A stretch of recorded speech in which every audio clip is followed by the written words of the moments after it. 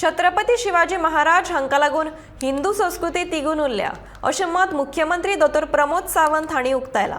सावंतवाडीच्या मातृभूमी शिक्षण संस्था संचालित शिवसंस्कार ह्या संस्थेन आयोजित केल्ल्या सन्मान सुवाळ्यात मुख्यमंत्री मुखेल सोयरे ह्या नात्यान उलयताले। साखळेच्या रवींद्र भवनात हो सुवाळो जालो। ह्या वेळार दिवचलचे आमदार डॉ. चंद्रकांत शेटये, टीव्ही आणि चित्रपट अभिनेते स्वप्नील राजशेखर आणि हेर मानेस्त हाजीर आशिल्ले। मानेस्तांच्या हस्तुकी कांय जाणांचो सन्मान तशेंच वेगवेगळ्या सर्तींतल्या जैतिवंतांक इनामां भेटयली।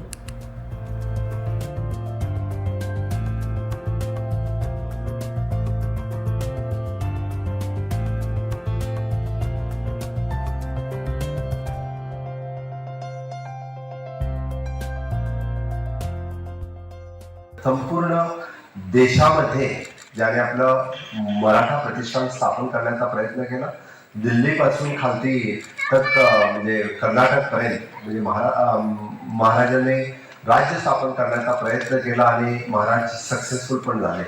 त्या दृष्टीने आपण म्हणतोय की गोमंतकामध्ये छत्रपती शिवाजी महाराजांच्याच मुळे 350 वर्ष पोर्तुगीजांच्या राजवटीत असून सुद्धा या गोमंतक भूमीमध्ये मराठी संस्कार आणि हिंदू संस्कृती जिवंत ठेवण्याचे जर प्रयत्न कोणी केले असेल तर ते छत्रपती शिवाजी महाराजांमुळे, छत्रपती संभाजी महाराजांमुळे।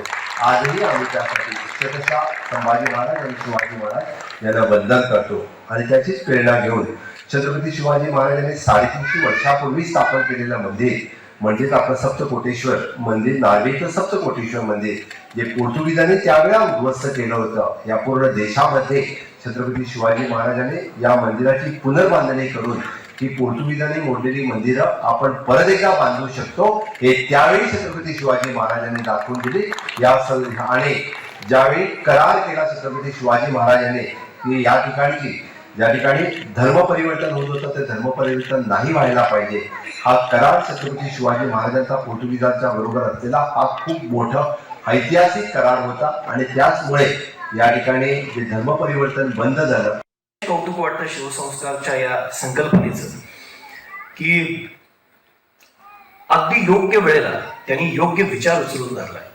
हीच आत्ताची तरुण पिढी, हीच आत्ताची छोटी छोटी मुलं आहेत जी हा देश घडवणार आहेत, ज्यांना योग्य वयात शिवसंस्कार देणं गरजेचं आहे। येत्या काळामध्ये आणखी वातावरण कदाचित कलुषित होत जाईल, कदाचित वाईट होत जाईल आणि अशा वेळेला फक्त शिवसंस्कार आपल्याला वाचवणार आहे।